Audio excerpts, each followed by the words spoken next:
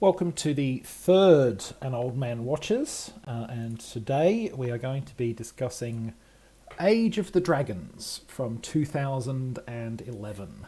So a much more recent movie than the first two movies that I've discussed. So the pitch, the elevator pitch, the very short kind of synopsis of what is Age of the Dragons offering you is this is Moby Dick, but the whale is replaced with a dragon.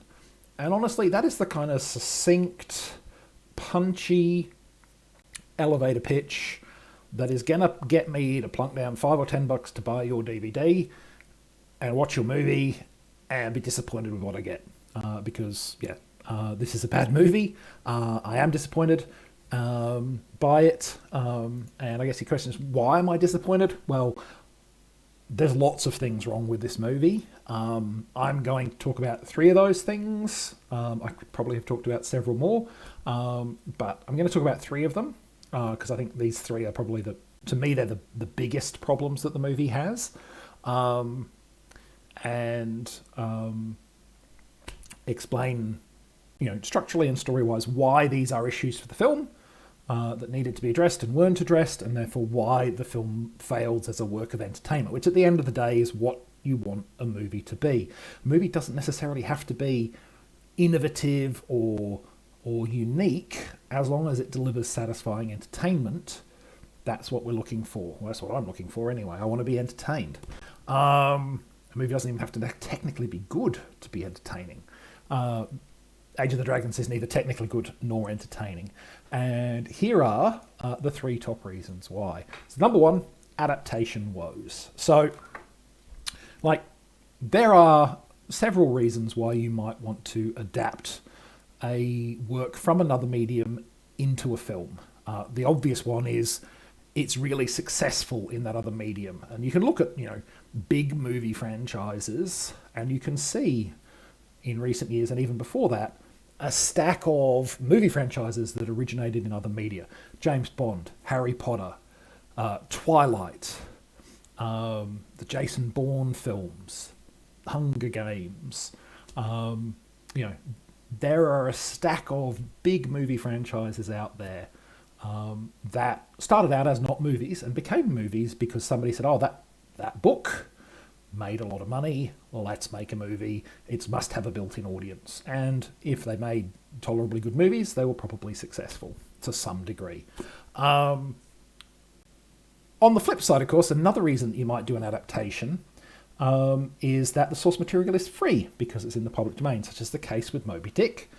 Pride and Prejudice, as much as I love Pride and Prejudice and I love watching adaptations of Pride and Prejudice, at the end of the day, I know that one of the reasons that it gets so many adaptations is you don't have to pay anybody to make an adaptation of Pride and Prejudice. If you adapt a book or a TV show or something else that into a movie, you are going to have to pay somebody else. Not true of Moby Dick, not true of a bunch of other things. And that's the difference between adapting something and just liberally stealing lots of ideas from it. So the Snow Creature, which I talked about last time, in broad strokes is basically King Kong with some, but all the details have been changed, and therefore the people who made King Kong can't easily sue you. But you make a movie that is really clearly King Kong again, you're going to have to pay the King Kong people, but with Moby Dick, it's in the public domain, you don't have to. So yeah, okay, I understand why you might want to adapt a work like Moby Dick into a movie. It's been done a bunch of times already, after all. The problem you've got is that Moby Dick is a really weird book. It's got a whole chapter on the whiteness of the whale. Its narrator is basically a passenger in the story with no agency. So when you sit down to make a movie, you've got to deal with, how do I adapt this actually quite strange narrative with a quite strange ending? It might be an American literary classic, but it's a weird book. How do I adapt that into a movie? And that is a problem that the writer and director and the people involved with this book really didn't come to grips with. They have not worked out how to take the very strange personal introspective study of obsession that is Moby Dick and turned it into a satisfying movie, they failed to kind of work out how to do that, and that's a key reason that the film fails. The second reason that the film fails is the faux action girl. So, Moby Dick the book, there are no female characters. The closest you get to a female character is that there's a ship called the Rachel in it, that the Pequod, which is the main vessel in the book, meets while travelling and exchanges news with. The movie introduces a female character called Rachel. That's her in the image there, and sets her up in her first appearance as a badass. She deals with a whole bunch of guys. She's really tough. She wears leather. She's edgy. She's the only woman in the movie, so clearly, she's going to be fairly significant, you would think. And then it proceeds to completely undermine her at every step of the film, and completely destroy her credibility, and basically turns it into nothing but a victim and a sex object. And it's really irritating and annoying.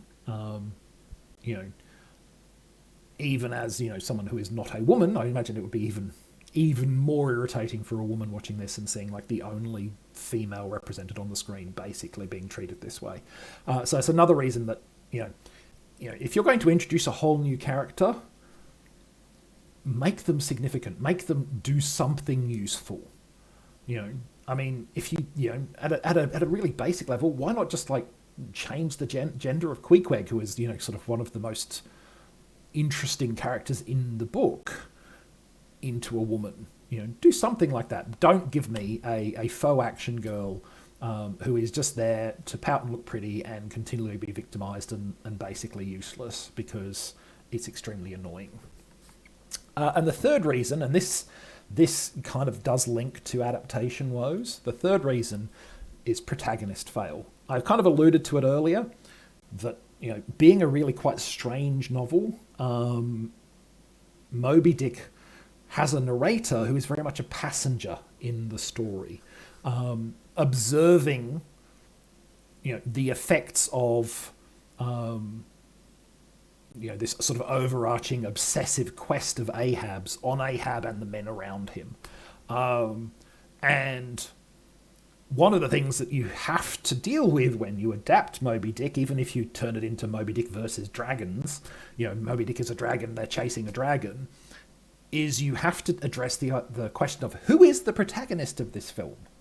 We kind of know who the antagonist is. It's the whale / the dragon. But, who is the protagonist? Because to a large extent, Moby Dick, the book, doesn't have one, and neither does this film. It's conspicuous that our narrator, you see three characters in that image. One is Rachel, one is Ahab, that's Danny Glover's character, and you've got Vinnie Jones in the back, who is, not the narrator. He's not a sort of, the viewpoint character of the book. He's basically a real jerk of a guy who's in the crew. The fact that the point of view, the Ishmael of this movie, isn't even on the cover of the DVD, isn't even on the poster, is a big giveaway that they did not address this issue of who the heck is the protagonist of this film. Whose story are we following here? What is the arc in their life that we are experiencing? Where is their agency? And, I don't think this is a question that they've even really engaged with. They've just kind of gone, we want to have a big dragon fight at the end, and it'll end kind of similarly to the book, and yay, right? That's good enough? No, it's not good enough. Work out who is your protagonist. Give them an arc. And that's it's a big failing of the movie. You're sitting there watching, who am I supposed to care about in this film? Whose story is this? The answer is it's nobody's. They've never worked that out, and that's a really, really big failing of the movie, and it's why it doesn't work. If you're writing a story, work out who it's about. It seems fairly fundamental, but it's a step that they missed with Age of the Dragons. And they wasted some talented people in the process. Danny Glover and Vinnie Jones can do this stuff. They're not given a chance to here because neither of them is the protagonist, and neither is the narrator type, who is kind of presented as the protagonist, I guess, because he's kind of the point of view character. but he's he's kind of not up to matching it with Danny Glover and Vinnie Jones, and it really hurts the movie that they can't work out who the protagonist and give them an arc and give them a story and give them a purpose. So that's Age of the Dragons, sorry, plural. That's why it fails. And that's basically why you shouldn't watch it. You should take my advice and steer clear. Some of you at this point may be wondering, wow, do you ever talk about movies that are any good? And yeah, occasionally. I have to watch one that's good first, but yes, occasionally. So next time I'm going to talk about Reds with Warren Beatty and Diane Keaton. It's a very well-regarded movie. It deserves to be a well-regarded movie. It's got some interesting things to talk about story-wise. It does some clever stuff. I'm looking forward to talking about it and actually saying nice things about a movie for once. So that's what I'll be talking about next time. In the meantime, thanks for watching this. I hope you got some entertainment out of it. And I hope you choose to come back and watch more in the future. Thanks.